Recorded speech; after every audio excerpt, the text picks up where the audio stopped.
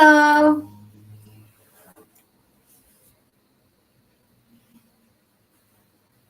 Thank you for waiting for me.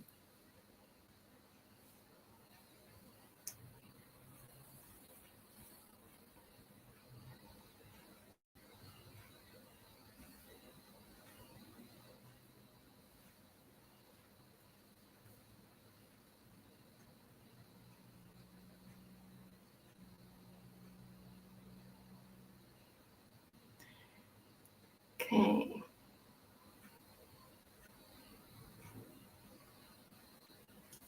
I'm here.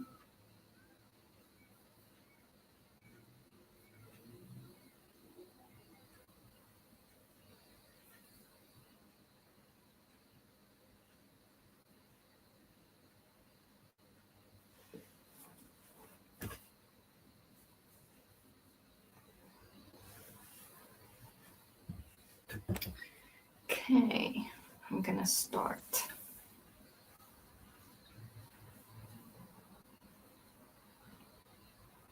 We're reading Adventures of Huckleberry Finn by Mark Twain. I'm Donald. I'm gonna read to you while you hold yourself a little tighter. I was paddling off, all in a sweat to tell on him, but when he says this, it seemed to kind of take tuck all out of me. I went along slow then, and I weren't right down certain whether I was glad I started or whether I weren't. When I was 50 yards off, Jim says, "There you goes, the old true Huck, the only white gentleman that ever kept his promise to old Jim." Well, I just felt sick. But I says, "I got to do it. I can't get out of it." Right then along comes a skiff with two men in it with guns, and they stopped, and I stopped. One of them says, "What's that yonder?" "A piece of a raft," I says.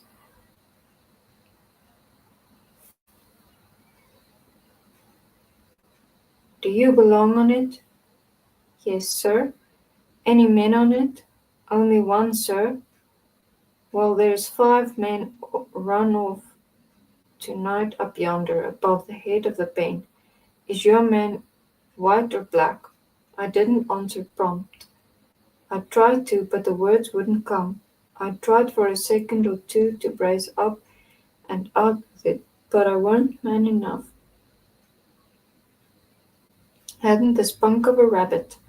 I see I was weakening, so I just gave up trying and says, "He's white. I reckon we'll go and see for ourselves." "I wish you would," says I, "because it's Pop that's there, and maybe you'd help me tow the raft ashore where the light is. He's sick, and so is Mom and Mary Ann." "Oh, the devil, we're in a hurry, boy. But I suppose we've got to. Come, buckle your paddle and let's get along." I buckled to my paddle, and they laid their oars. When we had made a stroke or two, I says, "Pop'll be mighty much obliged to you, I can tell you. Everybody goes away when I want them to help me tow the raft ashore, but I can't do it by myself." "Well, that's infernal mean. Odd, too. Say, boy, what's the matter with your father?" "It's well, it ain't nothing much." They stopped pulling. I weren't but a mighty little ways to the raft now. One says, "Boy, that's a lie. What is the matter with your pop? Answer up square now, and it'll be better for you." "Well, sir, I will honest, but don't leave us, please. It's the gentleman. If you'll only pull ahead and let me heave you the headline, you won't have to come near the raft. Please do." "Set her back, John, set her back," says one. They backed water. "Keep away, boy. Keep to board. Confound it. I just expect the wind has blowed it to us. Your pop's got the smallpox, and you know it precious well. Why didn't you come up and say so? Do you want to spread it all over?" "Well," says I, blubbering, I've told everybody before and they just went away and left us. Poor devil. That's something in that. We are right down sorry for you, but well, hang it, we don't want the smallpox, you see. Looky here, I'll tell you what to do. Don't you try to land by yourself, or you'll smash everything to pieces. You'll float along down about 20 miles, and you'll come to a town on the left-hand side of the river. It'll be long after sun up then, and then when you ask for help you tell them your folks are all down with chills and fever.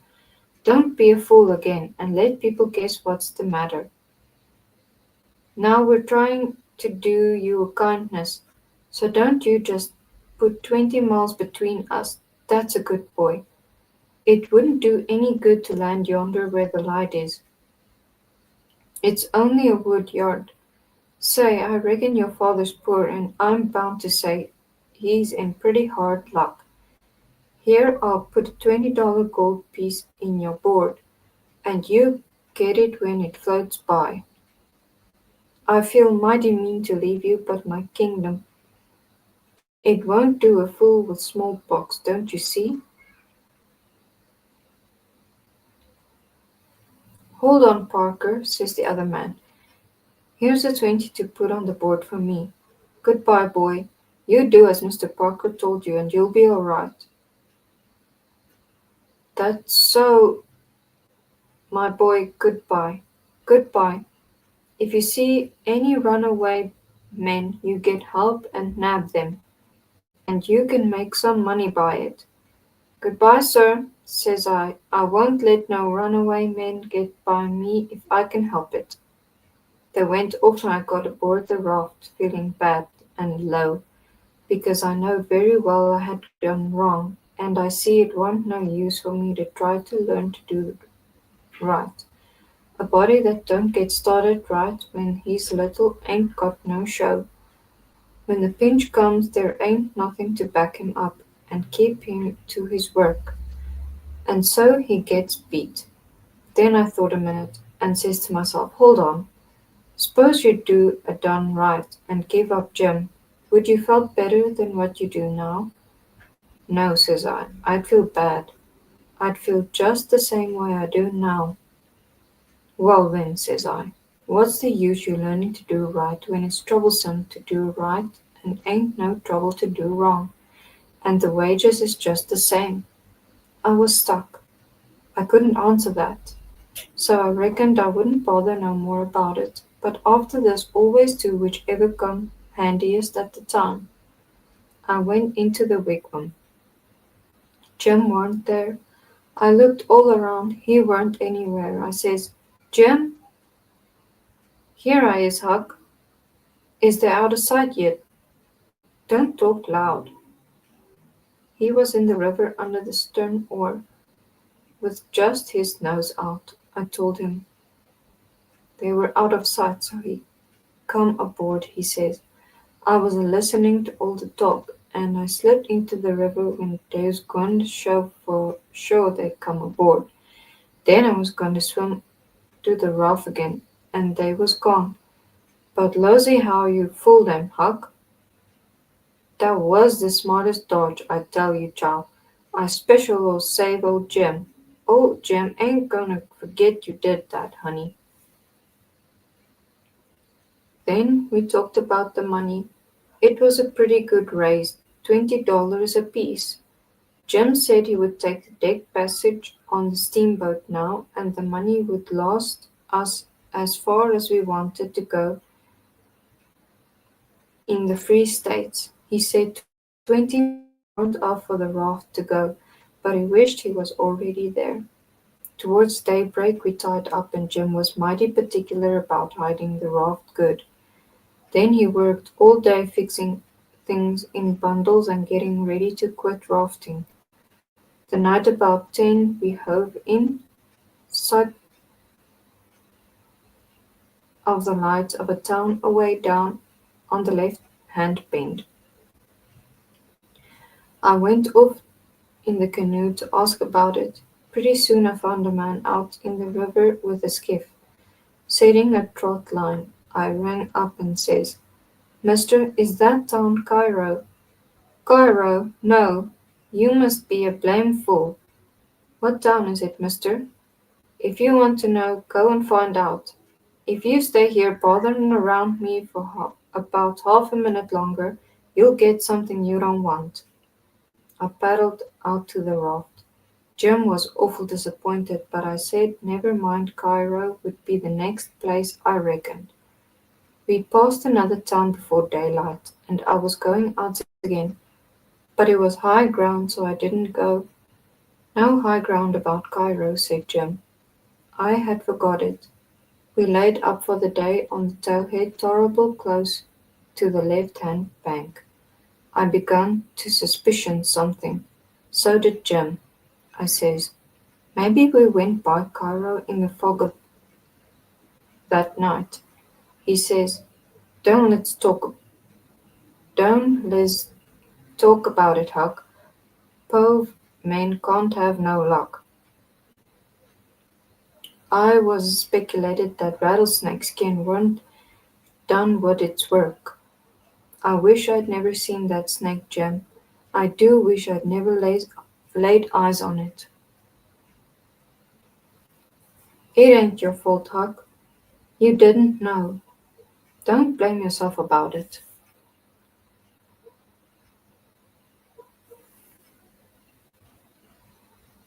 When it was daylight, here was the clear Ohio water inshore, sure enough, and outside was the old regular muddy. So it was all up with Cairo. We talked it all over. It wouldn't do to take the shore. We couldn't take the raft up the stream, of course. There warn't no way but to wait for dark and start back in the canoe and take the chances. So we slept all day amongst the cottonwood thicket, so as to be fresh for the work, and when we went back to the raft about the dark, the canoe was gone. We didn't say a word for a good while. There weren't anything to say.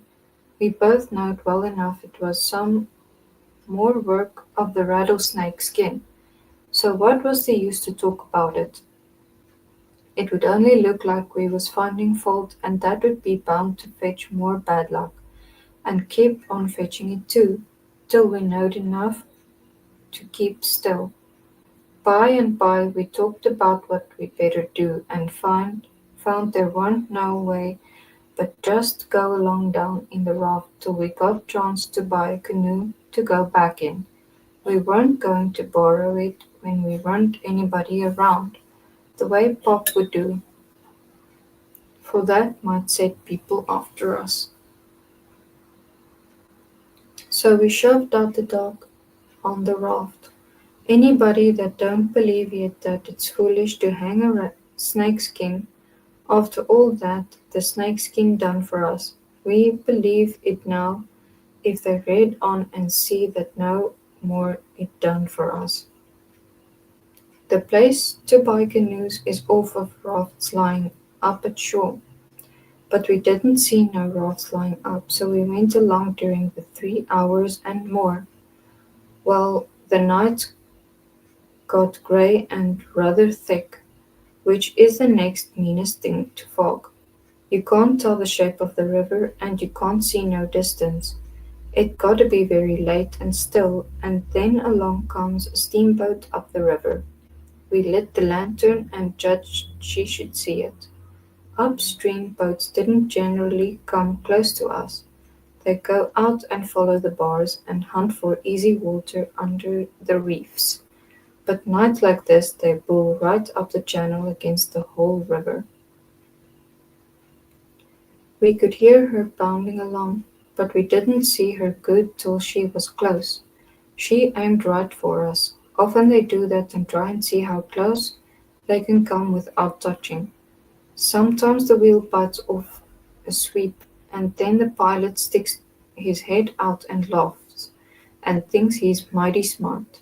Well, here she comes, and he said she was going to try and shave us, but she didn't seem to be shearing off a bit. She was a big one, and she was coming in a hurry too, looking like a black cloud with rows of glowworms around it. But all of a sudden she bulged out, big and scary, with a long row of wide open furnace doors shining like red hot teeth, but a monstrous bows and guards hanging right. There was a yell at us, and a jingling of bells to stop the engines, a powwow of cussing and whistling of steam, and as Jim went overboard on the side and I on the other, she come smashing straight through the raft. I dived, and I aimed to find the bottom too, for a 30-foot wheel had got to go over me, and I wanted to have plenty of room, but I could always stay under water for a minute. This time I reckon I stayed under a minute and a half. Then I bounced up to the top, up for the top in a hurry, for I was nearly busting. I popped out of my armpits and blowed the water out of my nose and puffed a bit. Of course there was a booming current, and of course the boat started her engines again 10 seconds after she stopped them. But for they never cared much for raftsmen, so now she was churning along up the river and out of sight in the thick weather, though I could hear her. I snug out for Jim about a dozen times, but I didn't get any answer. So I grabbed a plank that touched me while I was treading water and struck out for shore, shoving it ahead of me. But I made to see that the drift of the current was towards the left-hand shore, which meant that I was in a crossing. So I changed off and went that way.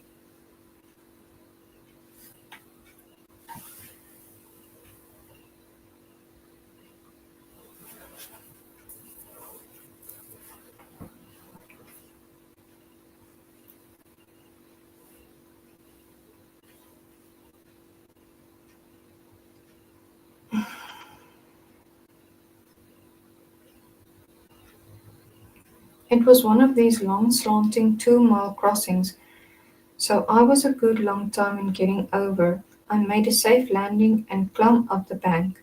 I couldn't see but a little ways, but I went poking along over rough ground for a quarter of a mile or more, and then I ran across a big old-fashioned double-log house before I noticed it. I was going to rush by and get away, but a lot of dogs jumped out and went howling and barking at me, and I knowed better than to move another peg.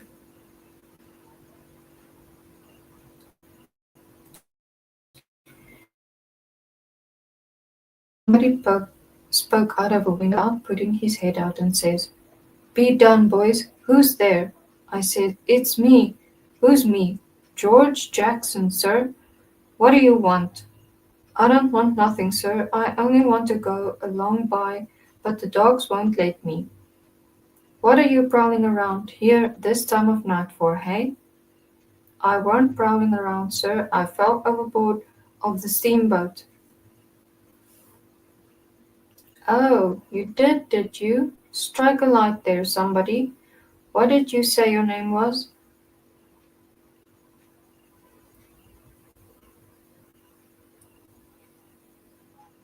"George Jackson, sir. I'm only a boy. Look here, if you tell me the truth you needn't be afraid. Nobody will hurt you. Don't try to budge. Stand right where you are. Rouse out Bob and Tom, some of you, and fetch the guns. George Jackson, is there anybody with you?" "No, sir, nobody." I heard the people stirring around in the house now and see a light. The man sung out, "Snatch that light away, Betsy, you old fool. Ain't you got any sense? Put it on the floor behind the front door. Bob, if you and Tom are ready, take your places." "All ready. Now, George Jackson, do you know the Shepherdsons?" "No, sir, I've never heard of them." "Well, That may be so, and it mayn't. Now, all ready, step forward, George Jackson, and mind don't you hurry. Come mighty slow. If there's anybody with you, let him keep back. If he shows himself, he'll be shot. Come along now, come slow. Push the door open yourself, just enough to squeeze in, do you hear? I didn't hurry. I couldn't if I'd wanted to. I took one slow step at a time, and there weren't a sound, only I thought I could hear my heart. The dogs were as still as the humans, but they followed a little behind me. When I got to the three log doorsteps, I heard them unlocking and unbarring and unbolting. I put my hand on the door and pushed it a little and a little more till somebody said, "There, that's enough. You put your head in." I done it, but I judged they would take it off. The candle was on the floor, and there they all was looking at me and me at them for about quarter of a minute. Three big men with guns pointed at me, which made me wince. I tell you, the oldest grey, and about 60, the other two 30 or more.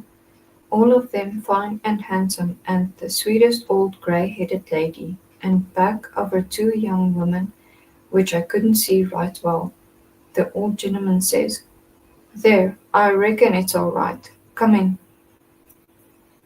As soon as I was in, the old gentleman he locked the door and barred it and bolted it, and told the young men to come in with their guns, and they all went in a big parlour that had a new rag carpet on the floor, and got together in a corner that was out of the range of the front windows. There weren't none on the side. They held a candle and took a good look at me, and all said, "Well, he ain't a shepherdson, no, there ain't any shepherdson about him." Then the old man said he hoped I wouldn't mind being searched for arms, because he didn't mean no harm by it. It was only to make sure. He didn't pry into my pockets, but only felt outside with his hands, and said it was all right. He took He told me to make myself easy and at home, and tell me all about myself. But the old lady says, "Why, bless you soul, the poor thing's as wet as he can be, and don't you reckon maybe he's hungry?" "True for you, Rachel, I forgot." So the old lady says, "Betsy," this was a servant woman, "you fly around and get him something to eat as quick as you can. Poor thing. And one of you girls go and wake up Buck and tell him, oh, here he is, himself. Buck, take this little stranger and get the wet clothes off him and dress him up in some of yours that's dry."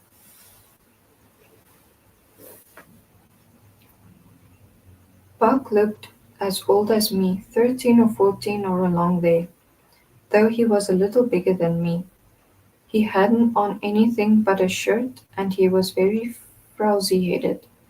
He came in gaping and digging one fist into his eyes, and he dragging a gun along with the other one. He says, "Ain't they no Sheppertons around?" They said no, 'twas a false alarm. "Well," he says, "if there'd been some, I reckon I'd got one."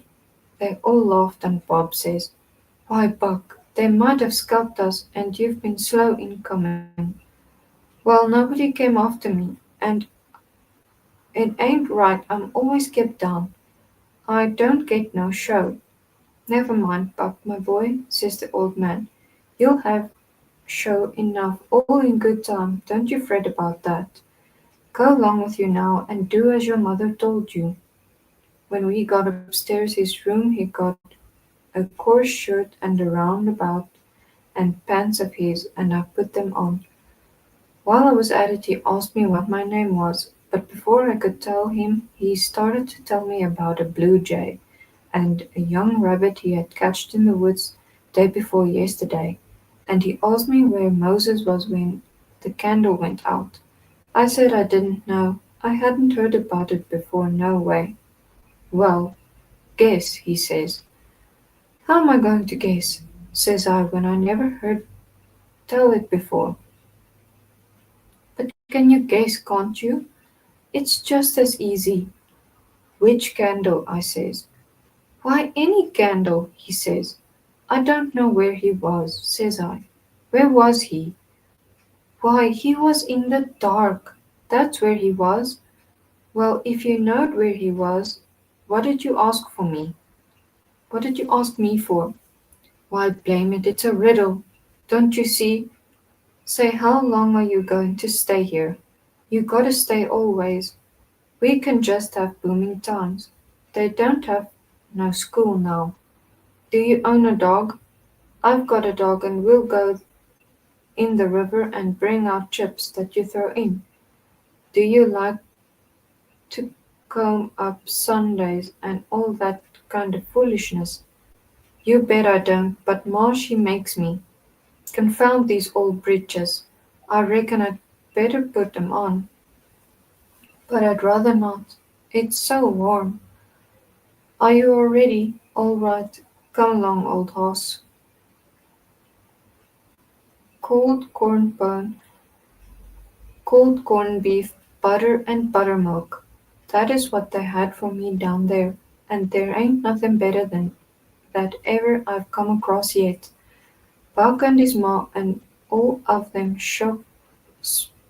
smoked comb pipes, except the servant woman, which was gone, and the two young women, and they all smoked and talked, and I ate and talked. The young women had quilts around them, and their hair down their backs. They all asked me questions, and I told them how Pop and me and all the family was living on a little farm down at the bottom of Arkansas. And my sister Mary Ann ran off and got married and never was heard of no more. And Bill went to hunt them, and we weren't heard of no more. And Tom and Maud died, and then there weren't nobody but just me and Pop left, and he was just trimmed down to nothing.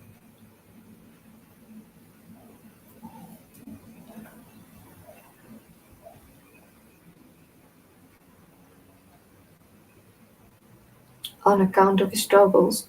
So when he died, I took what there was left, because the farm didn't belong to us, and started up the river, deck passage, and fell overboard, and that was how I come to be here. So they said I could have a home there as long as I wanted it. Then it was most daylight, and everybody went to bed.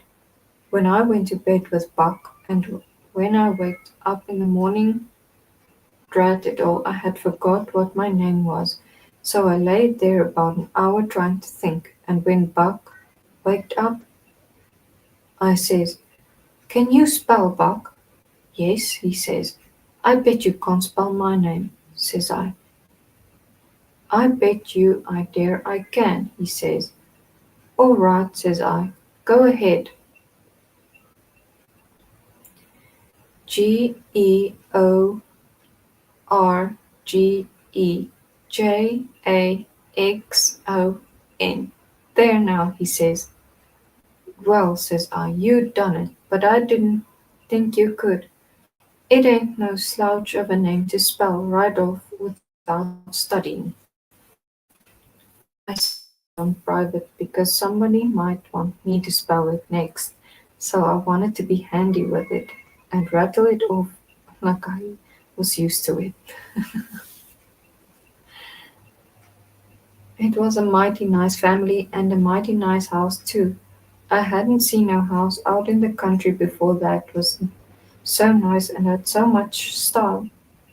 It didn't have an iron latch on the front door, not a wooden one with a buckskin string, but a brass knob to turn. the same as houses in town.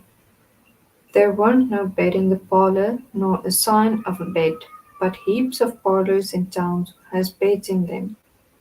There was a big fireplace that was to bricked on the bottom, and the bricks was kept clean and red by pouring water on them and scrubbing them another week. Sometimes they wash them over with red water paint and they call Spanish brown, same as they do in town. They had big brass dog irons that could hold up a saw log. There was a clock on the middle of the mantelpiece with a picture of a town painted on the bottom half of the glass front, and the round place in the middle of it for the sun, and you could see the pendulum swing behind it. It was beautiful to hear that clock tick, and sometimes when one of those peddlers had been along and scoured up and got her in good shape, she would start in and strike 150 before she tuckered out. They wouldn't look any they wouldn't took any money for her. Well, there was a big outlandish parrot on each side of the clock, made of something like chalk, and painted up gaudy. By one of the parrots was a cat made of crockery, and the crockery dog by the other, and when you pressed down on them they squeaked, but didn't open their mouths, nor look different nor interested. They squeaked through underneath. There was a couple of big wild turkey wing fans spread out behind those things. On the table in the middle of the room was kind of a lovely crockery basket that had apples and oranges and peaches and grapes piled up in it, which was much redder and yellower and prettier than real ones is, but they weren't real because you could see where pieces had chipped off and showed the little white chalk or whatever it was underneath. This table had a cover made out of beautiful oilcloth, with a red and blue spread eagle painted on it, and a painted border all around. It came all the way from Philadelphia, they said. There was some books, too, piled up perfectly exact on each corner of the table. There was a big family Bible full of pictures. One was Pilgrim's Progress, about a man that left his family. It didn't say why. I read considerable in it now and then. The statement was interesting, though. Another was Friendship Offering, full of beautiful stuff and poetry, but I didn't read the poetry. Another was Henry Clay's Speeches, and another was Dr. Gunn's Family Medicine, which told you all about what to do if a body was sick or dead. There was a hymn book and a lot of other books, and there was a nice split-bottom chairs, and perfectly sound too, not backed down in the middle and busted like an old basket. They had pictures hung on the walls, mainly Washingtons and Lafayettes, and battles and Highland Marys, and one called Signing the Declaration. There was some that they called crayons, which one of the daughters which was dead made her own self when she was only 15 years old. They was different from any pictures I ever see before, blacker mostly than is common.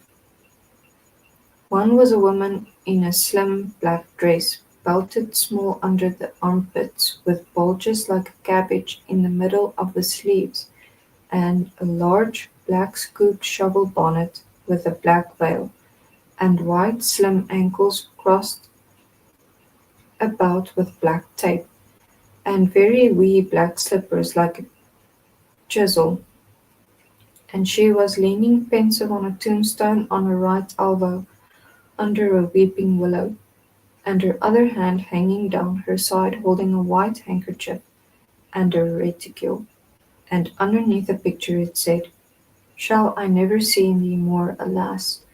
Another one was a young lady with her hair all combed up straight to the top of her head, and knotted there in front of a comb like a chair back, and she was crying into a handkerchief and had a dead bird laying on its back in her other hand with its heels up, and underneath the picture it said, "Shall I never hear thy sweet chirrup more, alas?" There was one where a young lady was at a window looking up at the moon, and tears running down her cheeks. She had been she had an open letter in one hand, with black sealing wax showing on one edge of it, and she was mashing a locket with a chain to it against her mouth, and underneath the picture it said, "And art thou gone? Yes, thou art gone, alas." These was all nice pictures, I reckon, but I didn't somehow seem to take to them, because if ever I was down a little, they always give me the fantods. Everybody was sorry she died, but she had laid out a lot more of these pictures to do, and the body could see by what she had done that they had lost. But I reckoned that with her disposition she was having a better time in the graveyard. She was at work on what they said was her greatest picture when she took sick, and every day and every night it was her prayer to be allowed to live till she got it done, but she never got the chance. It was a picture of a young woman in a long white gown, standing on the rail of a bridge.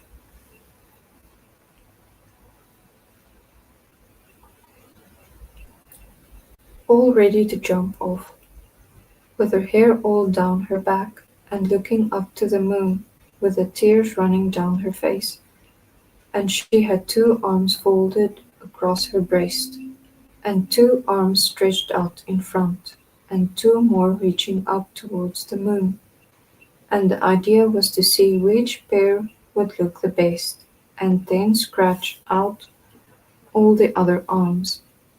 But as I was saying, she died before she got her mind made up, and now they kept this picture over the head of the bed in her room, and every time her birthday come they hung flowers on it. Other times it was hid with a little curtain. The young woman in the picture had a kind of nice, sweet face, but there were so many arms it made her look too spidery, seemed to me.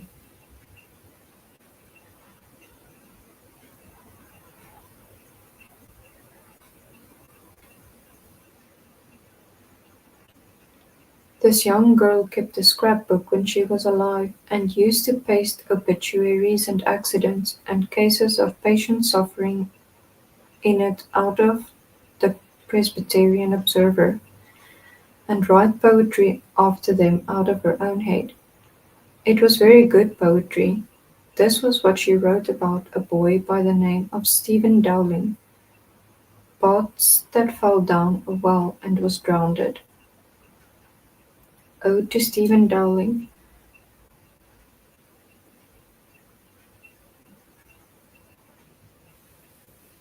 And did young Stephen sicken? And did young Stephen die? And did the sad hearts thicken? And did the mourners cry? No, such was not the fate of young Stephen Dowling Potts. Though sad hearts round him thickened, 'twas not from sickness shots. No whooping cough did rack his frame, nor measles drear with spots. Not these impaired the sacred name of Stephen Dowling Potts. Despised love, struck not with woe, that head of curly knots, nor stomach troubles laid him low.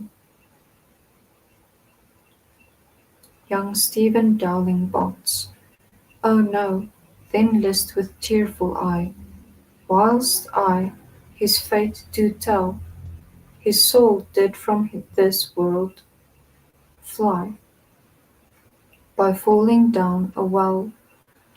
They got him out and emptied him. Alas, it was too late.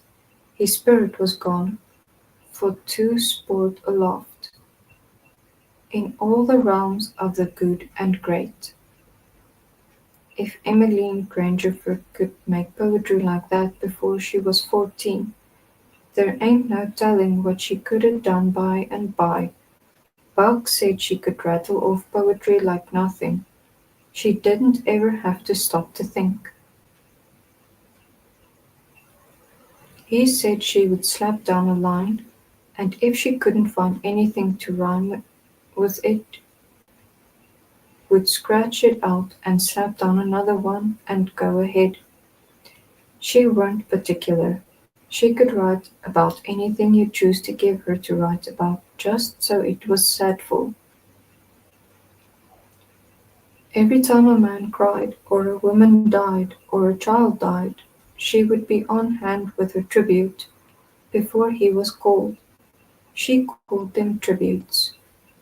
The neighbors said it was the doctor first, then Emmeline, then the undertaker.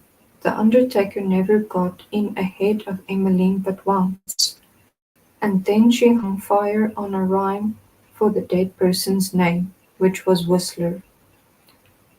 She weren't ever after the same. She weren't ever the same after that. She never complained, but she kinder pined away, and did not live long. Poor thing!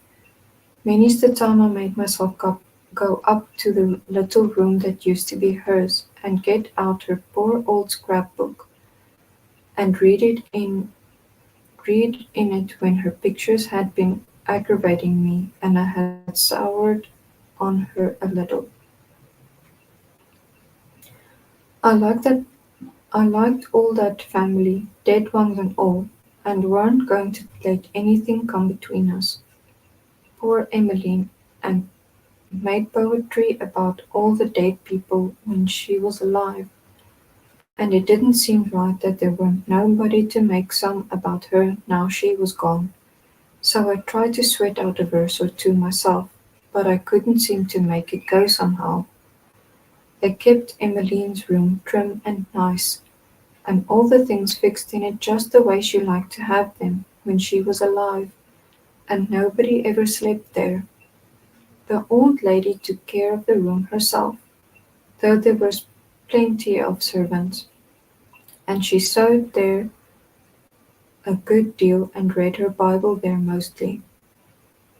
Well, I was saying about the parlour, there was beautiful curtains on the windows, white, with pictures painted on them of castles and vines all down the walls, and cattle coming down to drink. There was a little old piano too, that had tin pans in it, I reckon, and nothing was ever so lovely as to hear the young ladies sing "The Last Link is Broken" and play "The Battle of Prague" on it. The walls of all the rooms was plastered, and most had carpets on the floors, and the whole house was whitewashed on the outside. It was a double house, and the big open place betwixt them was roofed and floored, and sometimes the table was set there in the middle of the day, and when it was cool, comfortable place. Nothing couldn't be better, and weren't the cooking good, and just bushels of it too.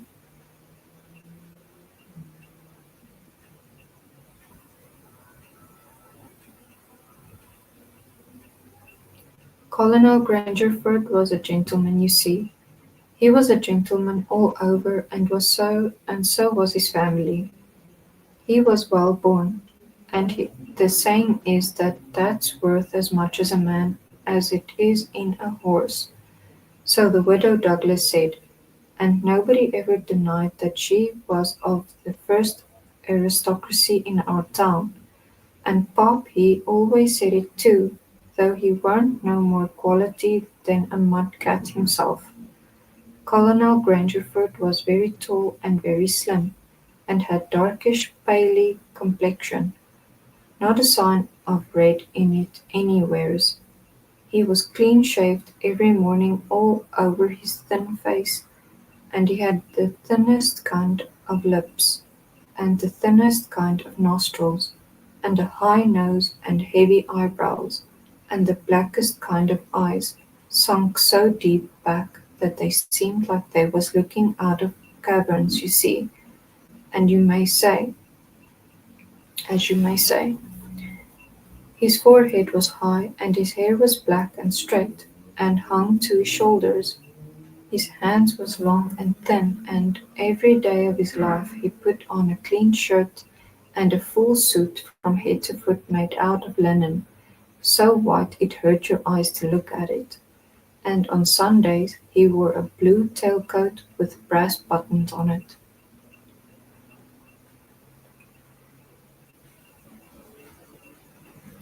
He carried a mahogany cane with a silver head to it.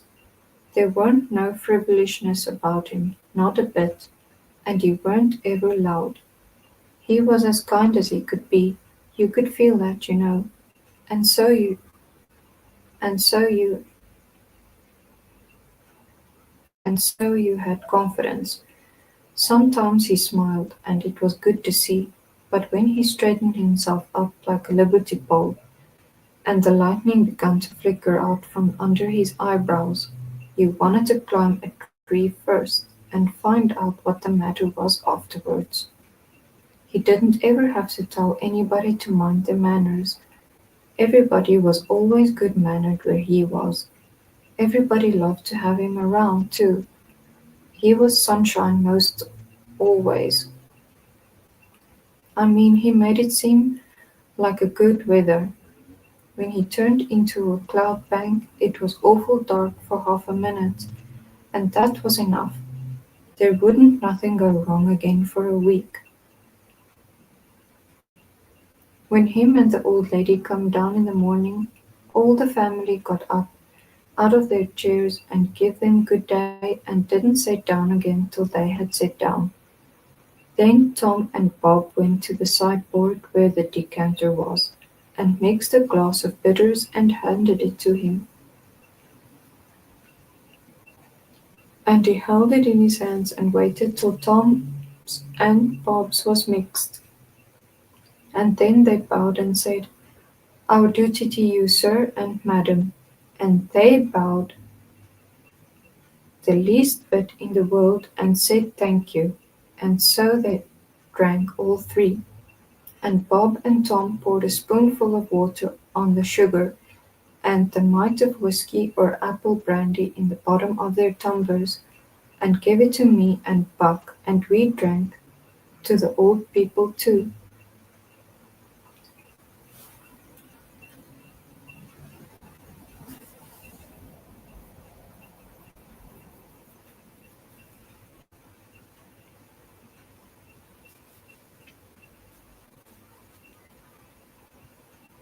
Bob was the oldest and Tom next, tall, beautiful men with very broad shoulders and brown faces, and long black hair and black eyes. They dressed in white linen from head to foot like the old gentlemen, and wore broad Panama hats. Then there was Miss Charlotte. She was 25, and tall and proud and grand, but as good as she could be when she weren't stirred up. But when she was, she had a look that would make you wilt in your tracks, like her father. She was beautiful. So was her sister, Miss Sophia, but it was a different kind. She was gentle and sweet like a dove, and she was only 20. Each person had their own servant to wait on them. Buck, too. My servant had a monstrous easy time, sorry, but I weren't used to having anybody do anything for me. But Bucks was on the jump most of the time. This was all there was of the family now, but there used to be more. 3 sons. They got killed and Emmeline that died. The old gentleman owned a lot of farms and over 100 servants. Sometimes a stack of people would come there, horseback, from 10 or 15 miles around, and stay 5 or 6 days, and have such junketings roundabout and on the river, and dances and picnics on the woods daytimes, and bells at the house nights. These people was mostly kinfolks of the family. The men brought their guns with them. It was a handsome lot of quality, I tell you. There was another clan of aristocracy around there, 5 or 6 families,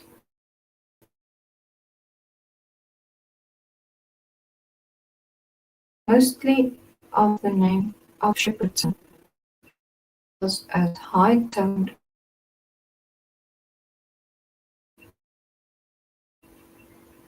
and rich and Grangerfords used the same steamboat landing, which was about 2 miles over our house. So sometimes when I went up there with a lot of our folks, I used to see a lot of Shepherdsons there on their fine horses. One day Buck and me was away out in the woods hunting and heard a horse coming. We was crossing the road. Buck says, "Quick, jump for the woods."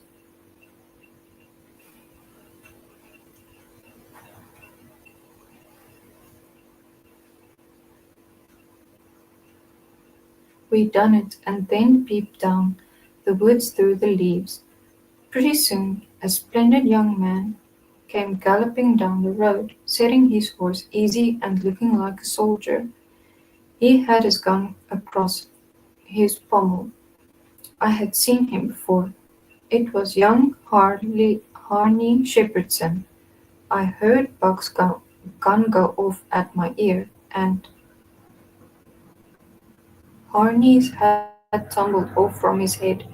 He grabbed his gun and rode straight to the place where we was hid. But we didn't wait. We started through the woods on a run. The woods weren't thick, so I looked over my shoulder to dodge a bullet, and twice I seen Harney cover Buck with his gun, and then he rode away the way he come, to get his hat I reckon, but I couldn't see. We never stopped running till we got home. The old gentleman's eyes blazed a minute. 'Twas pleasure mainly, I judged. Then his face sort of smoothed down, and he says kind of gentle, "I don't like that shooting from behind a bush. Why didn't you step into the road, my boy? The Shepherdsons don't father. They always take advantage."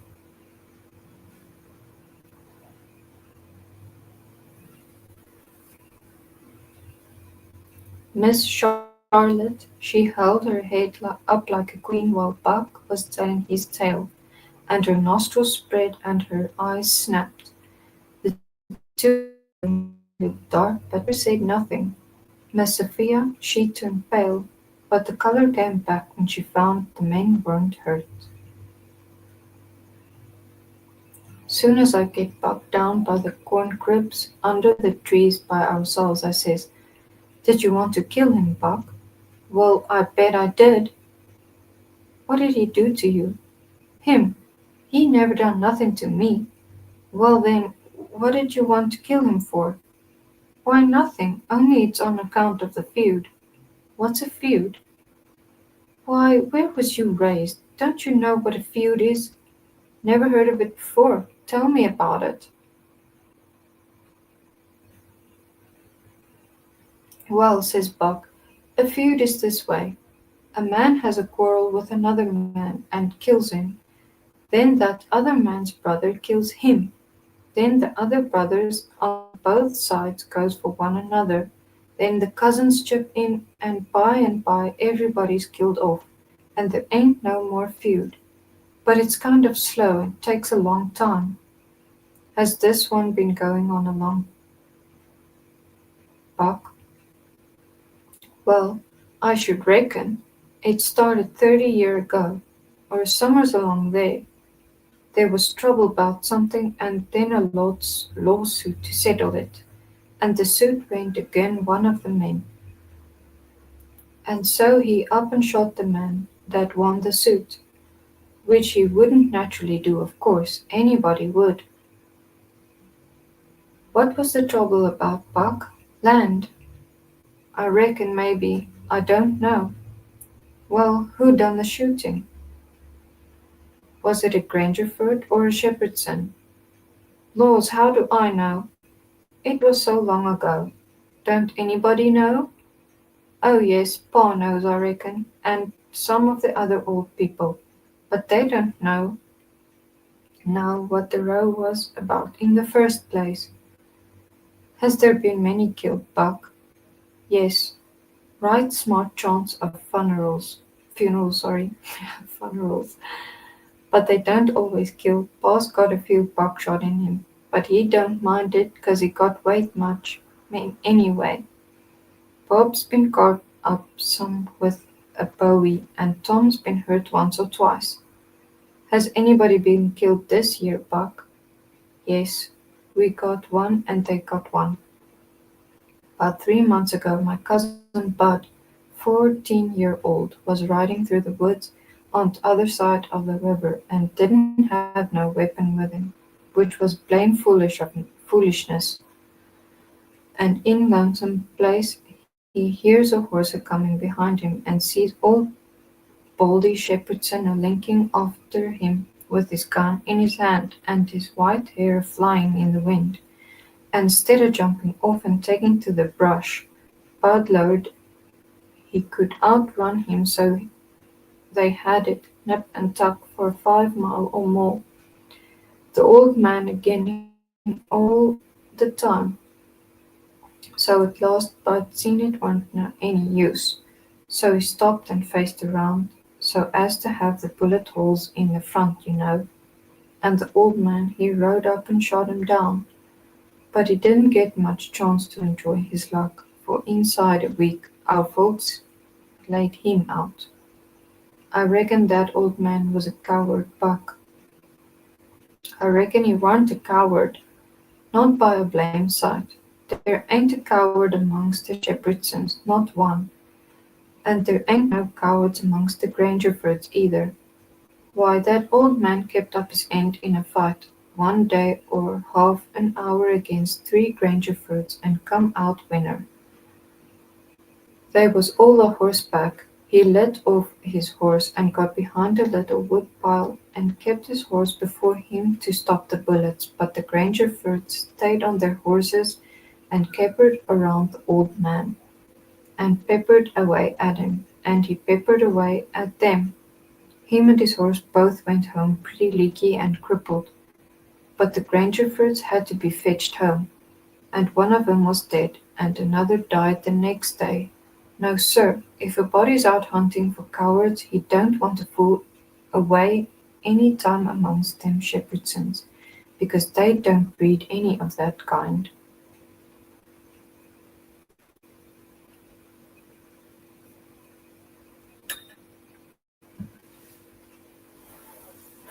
Thank you that we could sit together.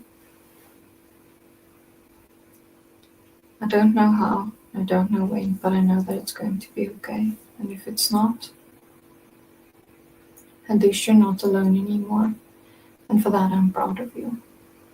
If you need me again, I'll be back soon. Until then, take good care of yourself. Good night.